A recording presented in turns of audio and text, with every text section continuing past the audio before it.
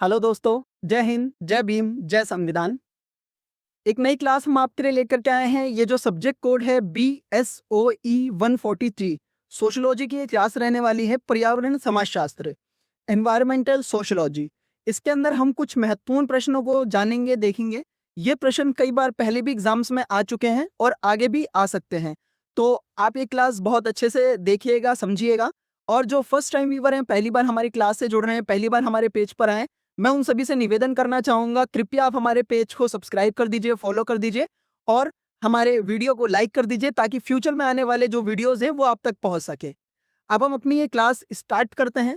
पहला जो प्रश्न है इस क्लास के अंदर वो है पर्यावरण समाजशास्त्र, एनवायरमेंटल सोशियोलॉजी क्या है, इसकी प्रकृति और कार्यक्षेत्र को समझाइए। ठीक है? देखिए, पर्यावरण समाजशास्त्र समाज और पर्यावरण के बीच परस्पर संबंधों का वैज्ञानिक अध्ययन हो। ठीक है? हम लोग हैं, हम लोग भी इसी समाज का हिस्सा हैं, ठीक है? और पर्यावरण जो है, ये प्रकृति की देन है। प्रकृति ने हमें पर्यावरण को दिया है, यानी कि लोगों और पर्यावरण के बीच का अध्ययन है ये, ठीक है? पर्यावरण समाजशास्त्र। इसका मुख्य उद्देश्य ये समझना है कि मानवीय गतिविधियां पर्यावरण को कैसे प्रभावित करती हैं।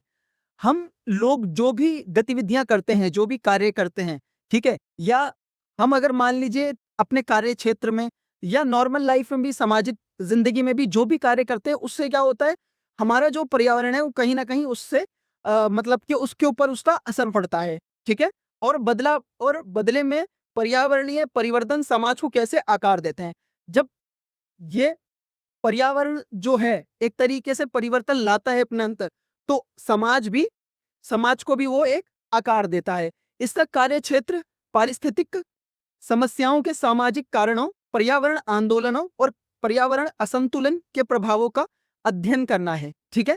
यानी कि इसका जो कार्य है, इसका कार्य क्षेत्र क्या है, पारिस्थितिक समस्याओं के सामाजिक कारणों, सामाजिक जो कारण है, पर्यावरण आंदोलनों और पर्यावरण असंतुलन के प्रभावों का अध्ययन करना है, उन पर स्टडी करना है। ठीक है? तो हमने पहले प्रश्न को समझ लिया है। अब हम दूसरे प्रश्न की तरफ आते हैं। गहन पारिस्थितिकी, डीप इकोलॉजी से आप क्या समझते हैं? डीप इकोलॉजी क्या है? ठीक है? गहन पारिस्थितिकी, डीप इकोलॉजी एक पर्यावरणीय दर्शन है। ठीक है? यानी कि पर्यावरण को समझने का एक सिद्धांत है जो यह मानता है कि पृथ्वी पर सभी जीवित चीजों का अपना एक अंतर्निहित मूल्य होता है जो मानव उपयोगिता से स्वतंत्र है। ठीक है? यानी कि देखिए, मानव जो है ना, हम लोग भी जो है, हम भी क्या है, हम भी तो पर्यावरण का हिस्सा है। हम अपने आप को लेकिन पर्यावरण से ऊपर हमेशा समझते हैं और हम अपने आप को क्या समझने लगे हैं, हम पर्यावरण के मालिक हैं। भाई, ये जो पेड़ पौधे हैं, झरने हैं, नदियां हैं, आसमान, बादल, ये इस चीज के हम मालिक नहीं है। ये भी उतना ही स्थान, मतलब कि इसका भी वही स्थान है जो हमारा स्थान है, और जो हमारा स्थान है वही पर्यावरण का भी वही स्थान है। ठीक है? तो अपने आप को पर्यावरण से ऊपर नहीं समझना है हमें। ठीक है? ये विचारधारा केवल मानव केंद्रित एंथ्रोपोसेंट्रिक दृष्टिकोण का विरोध करती है। ठीक है? अब देखिए, वही आ गया कि ये जो विचारधारा है ये मानव पे केंद्रित नहीं है। ये इस तरीके की जो सोच है उसका विरोध करती है और प्रकृति के संरक्षण तथा मानव और प्रकृति के बीच पूर्ण समानता, इकोसेंट्रिज्म पर बल देती है। यानी कि मानव और जो प्रकृति है उसके बीच संपूर्ण तरीके से समानता है। कोई भी उसके अंदर ये नहीं है कि भाई मानव जो है वो किसी भी तरीके से पर्यावरण से ऊपर है। ठीक है? और प्रकृति के संरक्षण, यानी कि प्रकृति को बचाने के लिए तथा मानव और प्रकृति के बीच पूर्ण समानता, इकोसेंट्रिज्म पर बल देती है। ठीक है? यानी कि हमें पर्यावरण के साथ मिल करके चलना है, ये नहीं समझना है कि हम पर्यावरण के मालिक बन चुके हैं। ठीक है? अगले प्रश्न की तरफ आते हैं। सामाजिक पारिस्थितिकी, सोशल इकोलॉजी के रूप में भारत में इसके उद्भव का परीक्षण कीजिए। ठीक है? सामाजिक परिस्थिति को हमें समझना है। भारत में सामाजिक पारिस्थितिकी का उद्भव पर्यावरण और समाज के अंतर संबंधों को समझने के लिए हुआ है। यानी कि पर्यावरण और समाज का क्या अंतर संबंध है उसको हम समझने के लिए सामाजिक परिस्थिति का उद्भव हुआ है। इसके अंतर्गत भारत की विशिष्ट परिस्थितियों जैसे ग्रामीण आजीविका पर निर्भरता, औपनिवेशिक वन नीतियों, 1865 का वन अधिनियम और प्राकृतिक संसाधनों पर स्थानीय समुदाय के अधिकारों के हनन का अध्ययन किया जाता है। ठीक है? यानी कि अगर स्थानीय समुदायों के अधिकार जो है उनका अगर किसी भी तरीके से हनन हो रहा है, ठीक है, या औपनिवेशिक वन नीतियों, यानी कि औपनिवेशिक शब्द से आप समझते होंगे, औपनिवेशिक का मतलब होता है कब्जा कर लेना, है ना, किसी भी चीज के ऊपर उसको अपने अधीन कर लेना, या मतलब कि उस पर मालिकाना हक जताना, या उस पर एक तरीके से कब्जा कर लेना पूरा। ठीक है, स्थानीय समुदायों के अधिकारों के हनन का अध्ययन किया जाता है। ये इस बात पर जोर देता है कि पर्यावरण की बर्बादी और सामाजिक असमानता आपस में जुड़ी हुई है। ठीक है, यानी कि पर्यावरण की जो बर्बादी और सामाजिक असमानता आपस में जुड़ी हुई हैं। अगर हम असामाजिक, अगर देखें बहुत ज्यादा अमीरी या बहुत ज्यादा गरीबी रहेगी, तो ये भी एक बहुत बड़ा कारण है पर्यावरण को नुकसान पहुंचाने का। इससे भी पर्यावरण में प्रदूषण होता है। ठीक है, ये एक बहुत नई बात मैं आपको बता रहा हूं, पर यह भी एक कारण है पर्यावरण में प्रदूषण का, क्योंकि सामाजिक रूप से सब लोग हम बराबर नहीं है। कुछ लोग बहुत अमीर हैं और कुछ लोग बहुत ज्यादा निचले तबके पे हैं, बहुत ज्यादा गरीबी की जीवन बसर कर रहे हैं। इस वजह से भी पर्यावरण प्रदूषण बढ़ रहा है और पर्यावरण को नुकसान पहुंच रहा है। ठीक है, अगले प्रश्न की तरफ जाते हैं। चिपको आंदोलन की प्रकृति की विवेचना कीजिए। चिपको आंदोलन क्या था, इसके बारे में हमें बताना है। इसमें चिपको आंदोलन भारत के सबसे महत्वपूर्ण पर्यावरणीय आंदोलनों में से एक है। ठीक है, ये जो आंदोलन है ये किसके ऊपर है, पर्यावरण के ऊपर आंदोलन है। ये 1970 के दशक में उत्तराखंड, जब उस समय वह उत्तर प्रदेश था, तत्कालीन उत्तर प्रदेश के वनों की व्यवसायिक पिटाई को रोकने के लिए शुरू हुआ था। यानी कि वहां पर क्या हो रहा था, उस समय के उत्तर प्रदेश में जो आज उत्तराखंड है, वहां पर वनों की कटाई चल रही थी। ठीक है, मतलब जंगल को नुकसान हो रहा था। इस आंदोलन की प्रकृति मूल रूप से अहिंसक और समुदाय आधारित थी, जिसमें स्थानीय महिलाओं और ग्रामीणों ने पेड़ों से चिपककर उनकी रक्षा करी।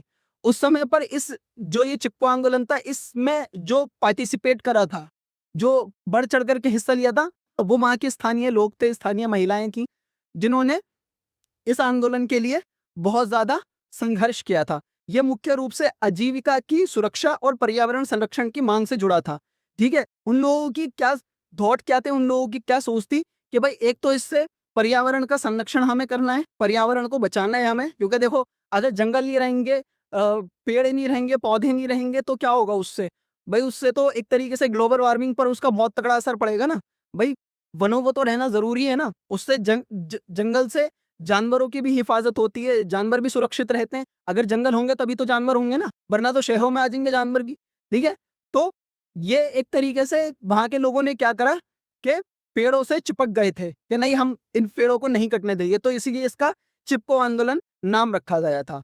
ठीक है, अगले प्रश्न की तरफ चलते हैं। अगला जो प्रश्न है, पर्यावरण उपनिवेशवाद, एनवायरमेंटल कॉलोनिज्म से आप क्या समझते हैं? अब देखिए, ये पर्यावरण उपनिवेशवाद है। औपनिवेशवाद वही शब्द है, किसी चीज के ऊपर कब्जा कर लेना, है ना। जैसे अंग्रेजों ने भारत के ऊपर कब्जा करा था, वो जो टाइम है, वो जो एन है, वो क्या कहलाता है, वो कहलाता है औपनिवेशिक काल। ठीक है, तो ये औपनिवेशवाद, पर्यावरण औपनिवेशवाद क्या है उसको समझ लीजिए। पर्यावरण औपनिवेशवाद उस स्थिति को दर्शाता है जहां विकसित देश या धनी वर्ग विकासशील देशों या गरीब समुदायों के प्राकृतिक संसाधनों और पर्यावरण का अनुचित दोहन करते हैं। ठीक है, यानी कि पर्यावरण उपनिवेशवाद क्या हो गया कि जहां मान लीजिए या तो कोई देश हो गया या फिर अमीर तबका, वो क्या करते हैं कि जो गरीब देश होते हैं या मान लीजिए जो गरीब वर्ग है, उसके प्राकृतिक जो संसाधन है, गरीब लोगों के पास क्या प्राकृतिक संसाधन है, जो जंगलों में रह रहे हैं या आदमी समुदायों में रह रहे हैं, है ना, जनजातियां हैं बहुत सारी, उनके पास क्या संसाधन है, उनके पास जंगल ही है संसाधन। जंगल से ही वो अपना भोजन लेते हैं, जंगल से ही, मतलब उनको पेड़ों से ही, मतलब के वहां के जो पेड़ है उनसे ही उनको ऑक्सीजन भी मिलता है एक, मतलब अच्छा, और वहीं से वो अपना जो रोजमर्रा की जो उनकी जरूरतें हैं वो कहाँ से पूरी होती है, सिर्फ जंगल से होती है। वहां पर नदियां हैं, झरने, उनसे ही वो अपना पूरा गुजर बसर करते हैं। इसके तहत पर्यावरण प्रदूषण और बर्बादी का बोझ गरीब और हाशिए पर रहने वाले समुदायों पर डाला जाता है। एक तो पर्यावरण को प्रदूषित करते हैं जो भाई अमीर वर्ग है या जो अमीर देश है, ठीक है, और दूसरा क्या है, जबकि इसका लाभ ताकतवर समूहों को मिलता है। पर्यावरण को तो वो प्रदूषित कर देते हैं अपने काम निकालने के लिए, लेकिन उसका जो पूरा बोझ पड़ता है वो किसके ऊपर पड़ेगा, पूरा बोझ, इसका पूरा बोझ जो पड़ेगा वो पूरा गरीब लोगों पर पड़ेगा या गरीब देशों के ऊपर, विकासशील देशों पर। ठीक है, अगले प्रश्न की तरफ चलते हैं। अगला जो प्रश्न है, जोखिम समाज रिस्क सोसाइटी क्या है? जोखिम समाज रिस्क सोसाइटी की अवधारणा समाजशास्त्री उल्रिच बेक द्वारा दी गई है। इसके अनुसार आधुनिक और उत्तर औद्योगिक समाज ऐसे जोखिमों जैसे परमाणु विकिरण, जलवायु परिवर्तन और प्रदूषण का उत्पादन कर रहे हैं जो मानव निर्मित है और जिनका प्रभाव पूरी मानवता के लिए विनाशकारी हो सकता है। अब देखिए ये जो इस तरीके के काम हैं, जितने भी मतलब ये रिसर्च चल रही है या जो भी मतलब के आधुनिकीकरण हो रहा है, उसमें चलिए हम मान लेते हैं कि भाई जो अमीर लोग हैं या जिनके पास वो स्रोत हैं वो काम करने के, वो तो वो काम कर रहे हैं। अगर प्रॉफिट होगा तो सीधे-सीधे तौर पर किसका प्रॉफिट होगा? उन्हीं लोगों का प्रॉफिट होगा। पर इन उनके ये सारे काम करने से, जैसे परमाणु विकिरण हो गया या जलवायु परिवर्तन हो रहा है या प्रदूषण उससे फैल रहा है, उससे नुकसान किसका हो रहा है? नुकसान तो उससे आम जनता का ही हो रहा है ना। आप और हम जैसे लोगों का ही तो हो रहा है। भाई हमें क्या फ़ायदा हो रहा है? उनके औद्योगीकरण से नॉर्मल जो जनता है उसको कोई प्रॉफ़िट थोड़ी ना मिल रहा है। लेकिन वो उस इसके बावजूद अपने प्रॉफ़िट को बढ़ाने के लिए परमाणु विकिरण, जलवायु परिवर्तन और प्रदूषण करने से नहीं रोकते हैं। ये जो समाजशास्त्री हैं, उल्रिच बेक, ये जर्मन एक समाजशास्त्री हैं, ठीक है? और इन्होंने ही ये जोखिम समाज, रिस्क सोसाइटी का सिद्धांत दिया है, ठीक है? आधुनिक युग में धन के वितरण की बजाय जोखिम के वितरण की समस्या मुख्य हो गई है। यानी कि धन का तो वितरण नहीं हो रहा है, जो अमीर है वो अपना पैसा थोड़ी ना बाँट रहा है। लेकिन अगर जोखिम की बात की जाए, तो जोखिम क्या हो रहा है? समाज के लिए मुख्य समस्या बन रहा है धीरे-धीरे, ठीक है? जोखिम आएगा, अगर भाई ग्लोबल वार्मिंग होगी, पूरे वर्ल्ड के अंदर होगी, पूरे देश के हर देश उसके अंदर फँसेगा, तो उसमें क्या है? उसमें नुकसान तो सब लोगों का हो रहा है ना, लेकिन अगर उससे फ़ायदा होगा तो वो तो कुछ ही लोगों के पास जाएगा ना। तो ये चीज़ ये समझाना चाह रहे हैं मिस्टर उल्रिच बेक, ठीक है? इन्होंने ये सिद्धांत दिया है, जोखिम सिद्धांत। अब हम अगले प्रश्न पे आ जाते हैं, उत्पादन की चक्की, ट्रेडमिल ऑफ प्रोडक्शन का पर्यावरण पर क्या प्रभाव पड़ता है, ठीक है?